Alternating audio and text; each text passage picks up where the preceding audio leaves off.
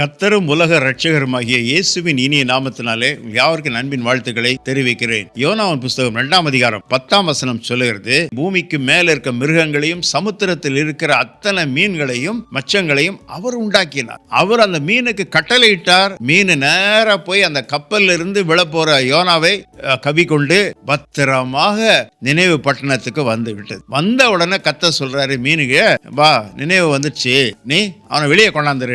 அவன் கரைக்கு வருகிறான். கரைக்கு வந்து அவனை அப்படியே ஆணு திறந்த உடனே வெளியே வந்து உட்காந்து பாரு. எவ்வளவு பெரிய தேவன் நமக்கு உண்டு பார்த்தீங்களா? காக்கும் கரங்கள் உண்டனுக்கு காத்திடுவார் கிருபையாலே. எவ்வளவு பெரிய தேவன்! கர்த்தருடைய விருப்பம், சித்தம் இவன் நினைவுக்கு போக வேண்டும். வேற திசைக்கு போனாலும் கூட ஒரு மீனை கொண்டு அந்த நடு சமுத்திரத்திலிருந்து அவனை கொண்டு வந்து அவனுக்கு சரியான இடத்துல கொண்டு வந்து அவனை சேர்த்து விடுகிறார். எவ்வளவு அருமையாக அந்த மீனுக்கு கட்டளையிடுறார் பாருங்க. அற்புதமாக நடத்துகிறவராய் இருக்கிறார். யோனாவோடு இருந்த கர்த்தர் உன்னோட கூட இருப்பார். கர்த்தர் உன்னை காத்துக் கொள்வாராக.